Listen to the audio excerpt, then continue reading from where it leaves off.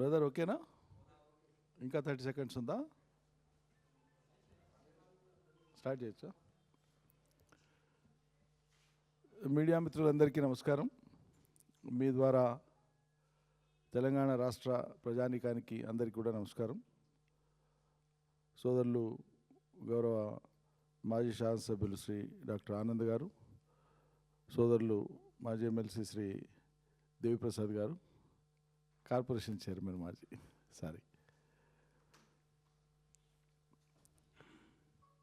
సాధారణంగా ప్రభుత్వాలు పనిచేస్తున్నటువంటి క్రమంలో స్థానిక సంస్థల ఎన్నికలు వచ్చినప్పుడు ఇది వరకు అనేక దశాబ్దాలుగా జరిగినటువంటి ఎన్నికల యొక్క ఫలితాలను విశ్లేషించుకున్నప్పుడు స్పష్టంగా అర్థమయ్యేది ఏంటంటే, అధికారంలో ఉంటున్నటువంటి పార్టీ అప్పటిదాకా అదే విశ్వాసాన్ని కొనసాగిస్తుంది అనుకున్నప్పుడు, ఇచ్చిన హామీలను నెరవేరుస్తున్నది అని అనుకున్నప్పుడు ప్రజలు అధికార పార్టీకి సానుకూలంగా పోవడం అనేది గతంలో చూసినాం మనం.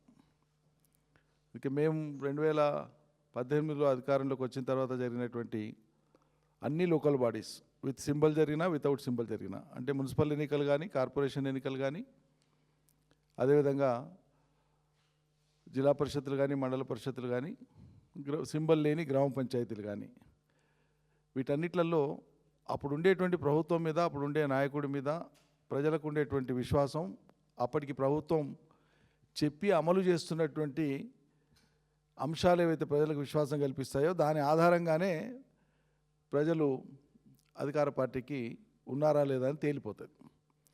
సో మేము అధికారంలో ఉన్నప్పుడు జరిగినటువంటి అన్ని సాధారణ ఎన్నికలు కాక స్థానిక సంస్థల అన్ని ఎన్నికలలో కూడా 5% to 10%కు మించి అప్పుడున్న ప్రతిపక్ష పార్టీకి ఎక్కడ స్థానాలు రాలే. ఇది నొక్కి చెప్తున్నాను. రాష్ట్ర వ్యాపితంగా సగటుగా బీఆర్ఎస్ అధికారంలో ఉన్ననాడు కాంగ్రెస్ పార్టీకి వచ్చినటువంటి స్థానిక సంస్థలలో వచ్చినటువంటి ఫలితాలు కేవలం 5 నుంచి 10% మాత్రమే, కొన్ని నియోజకవర్గాలలో 0 కూడా. సో సగటు తీసుకుంటే 5 నుంచి 10% మించలే ఏనాడు కూడా.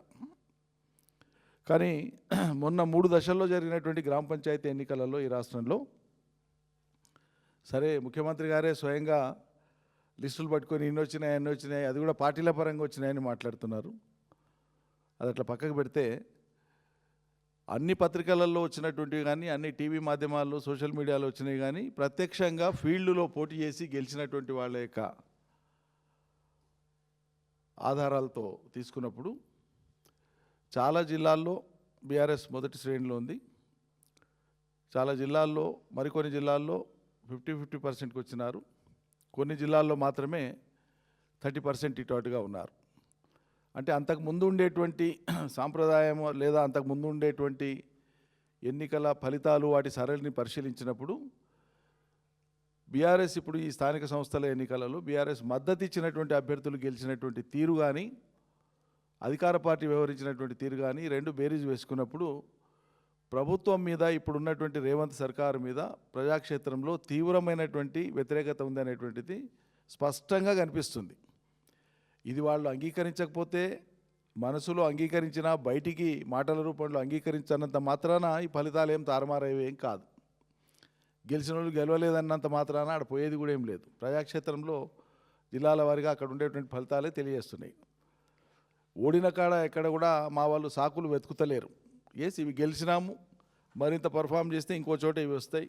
అధికార పార్టీ యొక్క డబ్బు, మద్యము, అధికార దుర్వినియోగం, ఇటువంటివన్నిటిని కూడా తట్టుకొని మా వాళ్ళు నిలబడ్డారు, చాలా గొప్పగా పర్ఫామ్ చేసినారని చెప్పి మా పార్టీ ప్రాథమిక పరిశీలనలోనే వెల్లడించింది. మా పార్టీ వర్కింగ్ ప్రెసిడెంట్ కేటీఆర్ గారు స్పష్టంగా చెప్పినారు. అది ఇక్కడ మనం దృష్టిలో పెట్టుకోవాల్సిన అంశం ఏంటంటే, సాక్షాత్తు ఒక ముఖ్యమంత్రి, ప్రభుత్వాన్ని నడిపేటువంటి ముఖ్యమంత్రి స్థానిక సంస్థల ఎన్నికలు జరిగేటప్పుడు హెలికాప్టర్లు వేసుకొని పోయి జిల్లాల పర్యటనలు చేసి కార్యక్రమాల పేరు మీద అక్కడ పోయి స్థానిక సంస్థల ప్రచారం సాక్షాత్తు ముఖ్యమంత్రి చేసినారు. గతంలో రాష్ట్రంలో ఏ ముఖ్యమంత్రి కూడా ఈ రకంగా చేయలేదు. ఏ పార్టీ ముఖ్యమంత్రి కూడా స్థానిక సంస్థల ఎన్నికల కోసం ప్రచారం కోసం పోయినటువంటిది కానీ, వాళ్ళ కార్యక్రమాలలో భాగంగా స్థానిక సంస్థల ఎన్నికలలో గెలిపియండి అని కానీ అప్పీల్ కానీ ఏ ముఖ్యమంత్రి గతంలో చేయలే. వాటన్నిటికీ భిన్నమైనటువంటి సాంప్రదాయాన్ని ఈ ముఖ్యమంత్రి గారు అవలంబిస్తున్నారు. పైగా ఆయన మాట్లాడేటప్పుడు మరి చూసుకోరా, లేకుంటే ఎవరు చెప్పేటోళ్ళు ఉంటారో ఏందో అర్థం కాదు. కానీ మా పార్టీ వాళ్ళు ఇంతమంది గెలిచినారు, ఆ పార్టీ వాళ్ళు ఇంతమంది గెలిచినారు, ఈ పార్టీ ఆ పార్టీ కలిపి ఇన్ని గెలిచినారు, ఇట్లా ఈ భాష మాట్లాడుతున్నారు. ఇంకా చెప్పవలసి వస్తే ఖచ్చితంగా ఆయా రాజకీయ పార్టీలు మద్దతు ఇచ్చినాయి. ఎందుకంటే పార్టీ రహిత ఎన్నికలు, పార్టీ సింబల్ లేని ఎన్నికలు, ప్రజలకే తెలుసు ఆ మాట. అటువంటిప్పుడు ఫలానా పార్టీ మద్దతు ఇచ్చిన వాళ్ళు గెలిచిందని చెప్తున్నారు. మేము కూడా మా పార్టీ మద్దతు ఇచ్చిన బలపరిచిన అభ్యర్థులనే చెప్తున్నాం. కానీ ముఖ్యమంత్రి స్వయంగా కాంగ్రెస్ వాళ్ళు వీళ్ళు, బీఆర్ఎస్ వాళ్ళు వీళ్ళు అని పట్టికను చదివి వినిపిస్తున్నారు. అంటే ఓ ముఖ్యమంత్రి స్థాయిలో స్థానిక సంస్థల ఎన్నికల విషయంలో ఇంతగా కల్పించుకొని ఇంతగా ఓన్ చేసుకునేటువంటి పరిస్థితి ఎందుకు వచ్చింది? మీ పాలన నిజంగా గొప్పగానే ఉంటే ఏకపక్షం గెలిపించాలి. మరి ఆనాడు మాకెందుకు ఒక్కటి వచ్చినాయి ఏకపక్షంగా? అన్ని జిల్లా పరిషత్తులు మాకెందుకు వచ్చినాయి? మోర్ దాన్ 90% గ్రామ పంచాయతీలు ఎందుకు వచ్చినాయి మాకు ఆనాడు? మీకు కూడా అట్లే వచ్చి ఉండాలి కదా. ఆ రోజు ఎప్పుడు కూడా కేసీఆర్ చెప్పలేదు ప్రెస్ మీట్ పెట్టి మాకు ఇంతమంది సర్పంచులు గెలిచిందని. అటువంటి ప్రస్తావనే రాలే. పార్టీ సింబల్ మీద జిల్లా పరిషత్తులు గెలిస్తే అది చెప్పినారు, మొత్తం జిల్లా పరిషత్తులు వచ్చినాయని. సరే, మీ విశ్లేషణ మీది, మీరు అట్లే చెప్పదలుచుకుని చెప్పుకోండి. ఓ దిక్కు బీఆర్ఎస్ యాడ్ ఉంది, కేసీఆర్ను మేము రిటైర్ చేసినాం, ఆయన రిటైర్ అయిపోయాడు. తర్వాత ఇక హరీష్ ఏదో ఆయన ప్లాన్ చేసుకుంటున్నాడు, కేటీఆర్ ఏదో ఆయన ప్లాన్. నీ దృష్టిలో లేని పార్టీ గురించి, ఉనికిలో లేదనుకునేటువంటి పార్టీ గురించి నిత్యం అదే నామస్మరణం ఎందుకు చేస్తున్నావు? దాన్ని బట్టే తెలుస్తుంది కదా నిత్యం నీకు ఉండేటువంటి భుగులే ఇది అని. నీకు నిజంగానే ప్రజాశక్తి మీద బలం ఉంటే, నీ ప్రభుత్వం చేస్తున్నటువంటి అభివృద్ధి సంక్షేమం మీదనే నీకు బలం ఉంటే, నమ్మకం ఉంటే, ఇతరుల గురించి మాట్లాడే అవసరమే లేదు నీకు. నీ శక్తినే నువ్వు ప్రదర్శించుకుంటే సరిపోతుంది. ఇతరుల గురించి మాట్లాడుతున్నావు అంటేనే నువ్వు అశక్తుడవనో, నీ ప్రభుత్వం అశక్తతో ఉందనో, లేకుంటే మీ చేతగాంతనం బయటపడకుండా ఎప్పటికప్పుడు కప్పించుకునేందుకు మాట్లాడుతున్నారో అర్థం చేసుకోవాల్సి వస్తుంది. ఒకరిని అనే ముందు ఇంకో రాజకీయ పార్టీ యొక్క పర్ఫార్మెన్స్ గురించి నీకు ఎందుకాయ బాబు? నీ పార్టీ ఎంత గొప్ప చేస్తుందో నువ్వు చెప్పుకో, నీ ప్రభుత్వం ఎంత గొప్ప చేస్తుందో నువ్వు చెప్పుకో. మేము ఎప్పుడన్నా అన్నామా సోనియా గాంధీ గారు అనారోగ్యంతో ఉన్నారు కాబట్టి ఆమె ప్రజాక్షేత్రంలో దిగుతలేదు, వివిధ రాష్ట్రాలలో ఎన్నికలైతే ఆమె జాతీయ స్థాయి నాయకురాలే, పార్టీ ఆమె తిరుగుతలేదు, మేము ఎప్పుడన్నా అన్నామా? అది మా సంస్కారం కాదే. ఒక పార్టీకి ఉండేటువంటి వాళ్ళు వాళ్ళ సౌలభ్యాన్ని బట్టి డైరెక్షన్స్ ఇస్తుంటారు పార్టీకి. ఈ మరి చాలా యాక్టివ్గా ఉండి, వయసులో ఉండి, కరాటే వస్తుంది, జూడో వస్తుంది, ఫైటింగ్ వస్తుంది, స్విమ్మింగ్ వస్తుంది, భారతదేశం మొత్తం కింది నుంచి పైకి తిరిగిండు రాహుల్ గాంధీ. మరి అంత యాక్టివ్ ఉన్న రాహుల్ గాంధీ పోయి బీహార్లో మరి 6 సీట్లు ఎందుకు వచ్చింది కాంగ్రెస్ పార్టీకి? కేసీఆర్ ఆరోగ్యం మీద, కేసీఆర్ వయసు మీద అవహేళన చేసి నువ్వు మాట్లాడుతున్నావు కదా. మరి చాలా ఆరోగ్యంగా ఉన్నటువంటి రాహుల్ గాంధీ గారు దేశవ్యాప్తంగా పర్యటనలు చేసి, దేశవ్యాప్తంగా ఇవన్నీ చేస్తే మీకు బీహార్లో 6 సీట్లు ఎందుకు వచ్చినాయండి రేవంత్ రెడ్డి గారు? సమాధానం చెప్పు. ఎందుకు అవహేళన మాటలు, అహంకార మాటలు మీవి? ఎదురోళ్ళ మీద అంటారు ఎప్పుడు 24 గంటలు. మీరు అవి మానుకోండి. ముందు మీ అహంకార మాటలు మీరు మాట్లాడుకోండి, మాట్లాడడం మానేయండి. బాధ్యత రాహిత్యం మీది. కేటీఆర్ వర్కింగ్ ప్రెసిడెంట్ కనుక బీఆర్ఎస్ ఫలితాలే సాధించలేదని చెప్తున్నారు. ముందు మీ ఫలితాలు చూసుకున్నారా? కొడంగల్ ఓడిపోతే రాజకీయ సన్యాసం తీసుకుంటామని మాట్లాడుతారు మీరే, మేమేం కోరలే. సుడి బాగుండి మల్కాజ్గిరిలో వచ్చి ఎంపీ చేస్తారు, బాగుంది. సరే, తెలంగాణ ప్రజలు మార్పు కోరుకున్నారు కాబట్టి మీ పార్టీ అధికారంలోకి వచ్చింది. అదే మీరు తిప్పిన సుదర్శన చక్రంతోనేం రాలే, ప్రజలందరికీ తెలుసు. మరి అంత సిపాయిలు మీరే అయితే మీ సిట్టింగ్ మల్కాజ్గిరి సీట్ ఎందుకు ఓడిపోయినారండి? మీ సొంత జిల్లా మీరు ప్రాతినిధ్యం వహించేటువంటి, కొడంగల్ ప్రాతినిధ్యం వహించేటువంటి మహబూబ్నగర్ పార్లమెంట్ ఎందుకు ఓడిపోయినారండి? మీరు ఇన్ఛార్జ్ తీసుకున్న చేవెళ్ళ ఎందుకు ఓడిపోయినారండి? ఆ తదుపరి వచ్చినటువంటి లోకల్ బాడీ ఎమ్మెల్సీ ఎలక్షన్లో మీ క్యాండిడేట్ ఎట్లా ఓడిపోయానండి? మీదే కదా. మీ పర్ఫార్మెన్స్ చాలా గొప్పగా ఉంది, కేటీఆర్ది మాత్రం లేదా? కేటీఆర్ది కూడా చెప్తా వినండి. వర్కింగ్ ప్రెసిడెంట్ అయినాకనే 2018 ఎన్నికలలో 88 సీట్లతో రెండవసారి అధికారంలోకి వచ్చినాం మేము. ఎస్, ఇది మా ఖాతాలో వేసుకునేదే కాదంటవా? హైదరాబాద్ కార్పొరేషన్ ఎలక్షన్స్లో డంకా బజాయించి గెలిచినాం ఆనాడు. దాదాపు 136 మున్సిపాలిటీలను గెలిచినాం కేటీఆర్ వర్కింగ్ ప్రెసిడెంట్ ఉండగానే. ఆయన సారథ్యంలోనే ఆయన మున్సిపల్ మినిస్టర్గా బాధ్యత తీసుకున్నాక ఆ రోజు ఉండేటువంటి గ్రామ పంచాయతీలు అన్నీ స్వీప్ చేసినాం, జిల్లా పరిషత్లు అన్నీ స్వీప్ చేసినాం, హైదరాబాద్ కార్పొరేషన్ గెలిచినాం. ఫెయిల్యూర్ అని మేము ఎక్కడ అనుకోవట్లేదు, ప్రజలు కూడా ఎక్కడ అనలేదు. మీకు అది ఫెయిల్యూర్ లాగా కనిపిస్తే మీరు భావించండి, మాకేం అభ్యంతరం లేదు. మీకు అన్నీ సక్సెస్ రికార్డ్ అయినట్లు ఎదుటోళ్లను అనడం ద్వారా మీ గొప్పతనం బయటికి రాదు. మీరు గొప్పగా చేస్తే, ప్రజలు గొప్పగా చేస్తున్నారని మిమ్మల్ని భావిస్తే అది గొప్ప అవుతుంది. ఇప్పుడు కేంద్ర ప్రభుత్వం ఎలా నరేగా చట్టానికి, మహాత్మా గాంధీ జాతీయ ఉపాధి హామీ పథకం యొక్క స్ఫూర్తిని దెబ్బతీయడానికి అమెండ్మెంట్ తెస్తుంది. దేశంలో మీ బాధ్యత ఏంది? ప్రిన్సిపల్ అపోజిషన్గా అందులో తెచ్చింది పేరు మార్పు ఒకటే కాదు. పేరు మార్పు చేయొద్దని మేము కోరుతున్నాం, మేము డిమాండ్ చేస్తున్నాం. మహాత్మా గాంధీ పేరును ఎవరు చెరిపేసే ప్రయత్నం చేసినా అది దుర్మార్గం. కానీ ఇక్కడ ఇంకో ముఖ్యమైనటువంటి అంశం ఉంది, పేరు మార్పు. పేరు మార్పు అంటే మీరు కాంగ్రెస్ వాళ్ళు మీరు చేసేది పనేంది?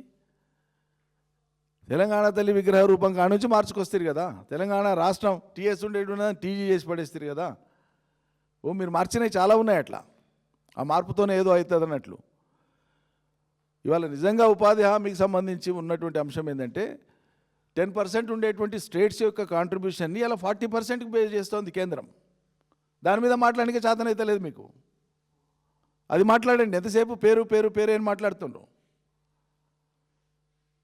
రాష్ట్రాల మీద భారం మోపబోతుంది అలా ఎన్ఆర్జీఎస్ పేరు మీద ఇప్పుడు ఉండేటువంటి కేంద్ర ప్రభుత్వం యొక్క ప్రతిపాదిత చట్టం. 40% స్టేట్స్ మీద భారం వేయడం అంటే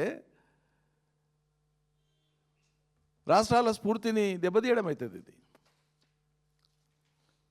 దాని మీద మార్చాలి కదా. ఇప్పుడు యాసంగి సీజన్ వచ్చింది, మొత్తంలో ఇప్పటికి ఇచ్చింది ఒకటేసారి మీరు 12,000 చొప్పున ఇచ్చిండ్రు. అది కూడా 15,000 ఇయ్యలే, కౌలు రైతులకు ఇయ్యలే, కూలీలకు ఇయ్యలే. మీరు ఇచ్చిందే ఒక సీజన్, మిగతా 2 సీజన్లు ఎగ్గొట్టినారు. ఒక సీజన్ రైతు బంధు కేవలం 4 ఎకరాల లోపు ఉండేటువంటి రైతులకు 20 రోజుల సమయం తీసుకొని ఇచ్చినారు, కేవలం 4 ఎకరాల లోపే. ఇప్పుడు యాసంగి ఆల్రెడీ సీజన్ స్టార్ట్ అయింది, మరి రైతు బంధు ఇచ్చేది లేదు, మాట్లాడతలేవే. గతంలో ఇచ్చిన 9,000 కోట్ల గురించే 9,000 సార్లు మాట్లాడతావా? ప్రతి సీజన్కి ఇవ్వాలి కదా. ఒక్క సీజన్కి ఇచ్చి నేను అన్ని సీజన్లకు సరిపెట్టినా అనే ఇంప్రెషన్ ఎట్లా ఇస్తావండి? ప్రజలంతా తిక్కువ అమాయకలా? సేద్యం చేసే రైతులకు ఇప్పుడు అర్థమైతలేదా? యూరియా బస్తా కోసం లక్షల మంది రైతులు తెలంగాణలో లైన్లలో నిలబడ్డదంతా అబద్ధమా? అది ఫెయిల్యూర్ కాక మీ గొప్పతనమా? అది మరోసారి పునరావృతం కాకుండా ఏం చర్యలు తీసుకున్నారు? ఏ దిక్కుమాలిన యాప్ అనేటువంటిదో దాన్ని తీసుకొని వస్తారు. కౌలు చేసే రైతు ఆడికి పోవాలి. మరి ఎంతమంది రైతులు ప్రత్యక్షం చేస్తారు? ఎంతమంది రైతులు పాలకిచ్చి చేయించుకుంటారు? ఈ యాప్ వల్ల ఉండేటువంటి నష్టం ఏందో మొన్న ఓ ప్రకటనలో తెలియజేసిన వివరంగా ప్రజలకు ఆల్రెడీ అది వెళ్ళిపోయింది.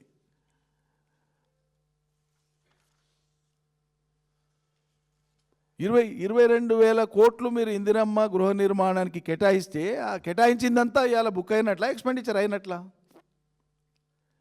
ముఖ్యమంత్రి స్థాయిలో మాట్లాడేటప్పుడు మేము కేటాయించింది ఇంత, ఈ రోజుకు గ్రౌండ్ అయినటువంటిది ఇంత, ఇన్నిళ్ళు, వాటికి బుక్ అయిన ఎక్స్పెండిచర్ ఇంత, ఇన్ని విడతల్లో ఇన్ని ఇచ్చినాం, కొన్ని బేస్లకు ఇచ్చినాం, కొన్ని లెంటల్ లెవెల్కి ఇచ్చినాం, కొన్ని రూఫ్ పడ్డ వాటికి ఇచ్చినాం. వాటి లెక్క బ్రేకప్ ఇవ్వండి.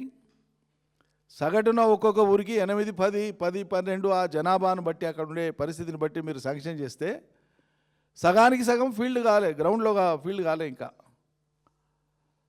గ్రౌండింగ్ కాలే, సగానికంటే తక్కువైనాయి. సరే, పెరిగిన ఖర్చులకు మేము 2 BHK ప్రతిపాదించి మొదలుపెట్టిన నాటికి ఇప్పటికీ డబుల్ త్రిబుల్ అయిపోయింది కాస్ట్. ఆ రోజు మేము 5,40,000, 5,08,000, 5 లక్షలకు 5,40,000 పట్టణ మరియు గ్రామీణ ప్రాంత ఇళ్ల కోసం మేము కేటాయించుకొని మొదలుపెట్టిన నాడు దాదాపు 8 ఏళ్ల క్రితం, 8 ఏళ్ళు 9 ఏళ్ల క్రితం మొదటి టర్మ్లో కొన్ని చేసినాం, తర్వాత టర్మ్లో చేసినాం. అప్పటికి 5 లక్షలు అనేటువంటిది బొటాబొటిగా సరిపోయేది. మేము చివరికి వచ్చేనాటికి ఇళ్ళు పూర్తయ్యేటువంటి దశ ఎన్నికల ముందుకు వచ్చేటప్పటికి చాలా గ్రామాలలో తక్కువైతున్నాయి. 50,000, 60,000, లక్షనో తక్కువైతే మేము చేతికి వెళ్ళి వేసుకుంటున్నాం అని చెప్పి బెనిఫిషరీస్ చెప్పిన పరిస్థితి ఆనాడే ఉండే. మరి ఈరోజు ఒట్టి మేస్త్రీలకే, ఇల్లు కట్టేటువంటి మేస్త్రీలకే, ఇందిరమ్మ ఇల్లు కట్టే మేస్త్రీలకే 3 లక్షల రూపాయలు అవుతుంది, ఒట్టి మేస్త్రీలకే. మళ్ళీ దానికి ఇసుక, మెటీరియలు, కాస్టు మొత్తం కలిపి, స్టీలు అంతా కలిపి కంప్లీట్ అయ్యే వరకు ఇండ్లు కట్టుకునేటువంటి వాళ్ళని మొన్న మధ్యలో ఎలక్షన్ క్యాంపెయిన్లో భాగంగా ఆ ఇళ్ళ కాడికి పోయి వాళ్ళని అడిగినాం.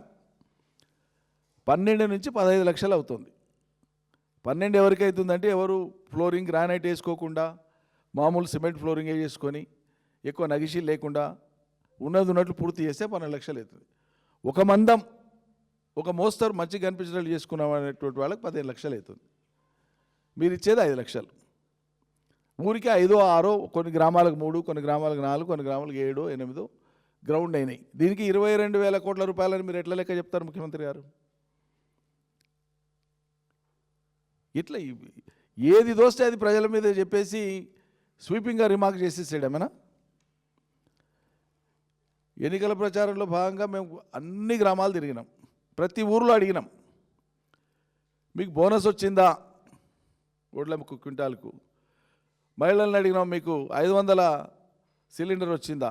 ఒక్కరు కూడా వచ్చిందని చెప్పాలి. మరి మీరు ఎవరికి ఇచ్చిండ్రో, ఎక్కడ ఇచ్చిండ్రో, ఏడున్న రహస్య నివేదికలు ఒకసారి ప్రజలకు వివరించండి గ్రామాల వారిగా.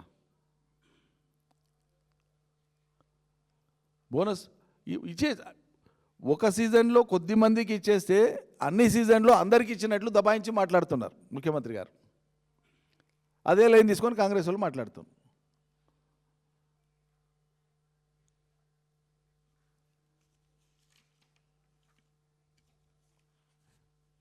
ఇక నికర జలాలను సాధించలే, ఏ జలాలను సాధించలే పాలమూరు రంగారెడ్డికి అని మాట్లాడుతూ రేపు మా కేసీఆర్ స్వయంగా వచ్చి ఆ విషయాల్లో చెప్తారు, ఏం సాధించింది ఏం సాధించలేదు బీఆర్ఎస్.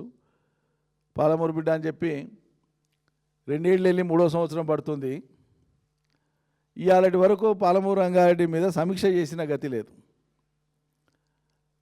నేను ఇదివరకే చెప్పిన, భీమాకు కేటాయించిన నికర జలాలు 20 టీఎంసీలోకి వెళ్ళి 5 టీఎంసీలను కొడంగల్ నారాయణపేట లిఫ్ట్ పేరు మీద పెట్టుకొని మళ్ళీ ఇవాళ భీమా కింద 20 టీఎంసీల కోసం వ్యవసాయం స్థిరపడి సాగుపడి నడుస్తున్నటువంటి దానికి ఆడ 5 టీఎంసీల గండి పెట్టి ఆడ వాళ్ళకి తక్కువ చేసి పాలమూరు రంగాడిని బంద్ పెట్టి కొడంగల్ నారాయణపేటకు నేను ఇస్తున్నా ఊరిస్తే అది నమ్మశక్యంగా ఉంటుంది. 32,000 కోట్ల రూపాయల వర్క్స్ జరిగినాయి పాలమూరు రంగారెడ్డిలో. ఎన్నోసార్లు చెప్పినాం, ఇప్పటికీ 5 రిజర్వాయర్లు అయిపోయినాయి, 4 పంపింగ్ స్టేషన్లు అయిపోయినాయి, ready to launch. Trial run కూడా చేసి మోటార్ కూడా నడిపించినాం. ప్రపంచంలోకి వెళ్ళి పెద్ద లిఫ్ట్లు అవి 145 మెగావాట్స్ కెపాసిటీ లిఫ్ట్లు పెట్టాం, పంపులు పెట్టినాం. అన్నీ అయిపోయినాయి, రెడీగా ఉన్నాయి. జస్ట్ ప్యాచ్ వర్కులు మిగిలినాయి. ప్యాకేజ్ 3లో కొంత, అక్కడ కొంత, అక్కడ కొంత, అక్కడ కొంత. అవి ఒక 5-6 నెలలు సీరియస్గా 5-6 నెలలు చేసి ఉంటే ఇదివరకే 7.5 క్రితమే పాలమూరు రంగారెడ్డిని ఆపరేషన్లోకి తెచ్చేవాళ్ళం మనం. ఎక్కడుంది మీకు చిత్తశుద్ధి? ఈ 100 సార్లు మాట్లాడినా దీని మీద ఎందుకో మాట్లాడారు. మరి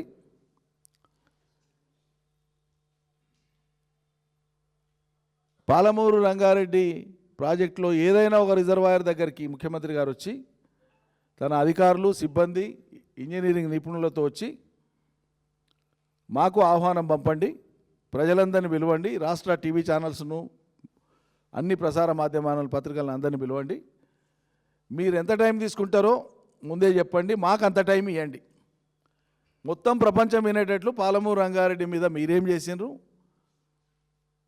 పాలమూరు రంగారెడ్డి ఉనికిలోకి వచ్చింది ఎప్పటి నుంచి, వాటికి సంబంధించినటువంటి నీటి అంశం ఏంది, సాంకేతిక పనులేంది, ఇంజనీరింగ్ పనులేంది, ఇప్పుడు ఏ దశలో ఉంది, తమరి నిర్వాహకం ఈ 2 సంవత్సరాల నుంచి ఏముంది, ప్రజలకు వివరించండి. మేము జవాబు చెప్తాం. అక్కడి నుంచి అదే వేదిక మీద నుంచి చెప్తాం. ఒక మంచి సాంప్రదాయానికి తెరలేపుదాం.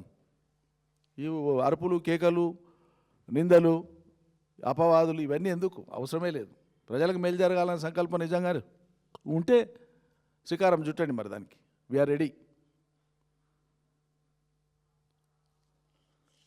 అందువల్ల ఇప్పుడు యాసంగి సీజన్ వచ్చినప్పుడు పోయిన సీజన్కు సంబంధించినటువంటి అటుపోయిన సీజన్కు సంబంధించినటువంటి బకాయి ఉండేటువంటి రైతులకు ఇవ్వాల్సినటువంటి బోనస్ గురించి మాట్లాడండి. ఈ యాసంగి సీజను రైతు భరోసా మీరు ఇస్తారా, ఇయ్యరా, ఇస్తే ఎప్పటివరకు ఇస్తారు అది చెప్పండి. కౌలు రైతులకు కూడా ఇస్తారా, ఇయ్యరా చెప్పండి. 2 లక్షల ఉద్యోగాలు అనేటువంటి మాట అయితే మీరు ఏడాదిలో కంప్లీట్ చేస్తామని చెప్పినారో దాని ప్రోగ్రెస్ ప్రజలకు, నిరుద్యోగ యువకులకు ఎక్స్ప్లెయిన్ చేయండి. ఫీజు రియంబర్స్మెంట్ లేక ఇబ్బంది పడుతున్నటువంటి కళాశాలల దైన్య పరిస్థితి మీద, విద్యార్థుల చదువుల మీద, వారి భవితవ్యం మీద కమ్ముకున్నటువంటి ఆ నీడలు ఏవైతున్నాయో వాటిని తొలగించడానికి మీరు ఏం చేస్తున్నారో అది చెప్పండి. ఈ కరెంట్ ఇష్యూస్ ఏవి కూడా చెప్పకుండా మళ్ళీ గ్రామ పంచాయతీ ఎన్నికలు ఒక సాధనమో ఒక వేదికనో అనుకొని దాన్ని పట్టుకొని కూడా మళ్ళీ ఆయన రిటైర్ చేసిన ఈయన టేక్ ఓవర్ చేస్తున్నాడు, ఈయన పర్ఫార్మెన్స్ ఇవెందుకా బాబు? సీరియస్నెస్ ఉంటే, మీ కెపాసిటీ మీద మీకు ఆ నమ్మకం ఉంటే ఇవన్నీ పక్కకు పెట్టి మీ పర్ఫార్మెన్స్తో మీరు మొదలుకు పోండి. ఇతరుల గురించి మాట్లాడడం మానేసి మీ పర్ఫార్మెన్స్ మీద మాత్రమే మాట్లాడినాడు మీకు దక్షత అలవడినట్లు. నేను చెప్తున్న ఒక పాలమూరు బిడ్డగా చెప్తున్నా. ఇవాళ జై తెలంగాణ. Thank you.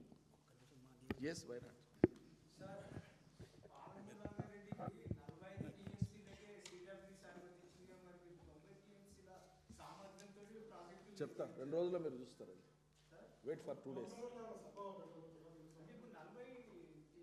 21 తారీఖు నాడు మా పార్టీ సమావేశం ఉంది. అందులో మొత్తం చర్చ చేసి కేసీఆర్ గారే స్వయంగా ప్రెస్లో చెప్తారు. తొందరపడకండి. తెలంగాణ జలవనరులు, తెలంగాణ రాష్ట్రానికి జరుగుతున్నటువంటి అన్యాయము, తెలంగాణపై ఇంకా కొనసాగుతున్నటువంటి కుట్రలు, ఆంధ్ర పాలకుల యొక్క నగ్నమైనటువంటి కుట్రలు, కేంద్ర ప్రభుత్వాన్ని తమ చేతుల్లో పెట్టుకున్న కారణంగా తెలంగాణకు కల్పిస్తున్నటువంటి ఇక్కట్లు, ఇక్కడ ఉండేటువంటి ప్రభుత్వం యొక్క చాతగానితనము, దూరదృష్టి లేనితనము ఇత్యాది విషయాల మీద మా పార్టీ సుదీర్ఘంగా చర్చిస్తుంది. అన్ని అంశాలను మన్ని విడమర్చి ప్రజలకు చెప్తాం. తర్వాత ఏంటనేటువంటిది 21st మీటింగ్ తర్వాత కేసీఆర్ గారే స్వయంగా అన్ని విషయాలు ప్రకటిస్తారు.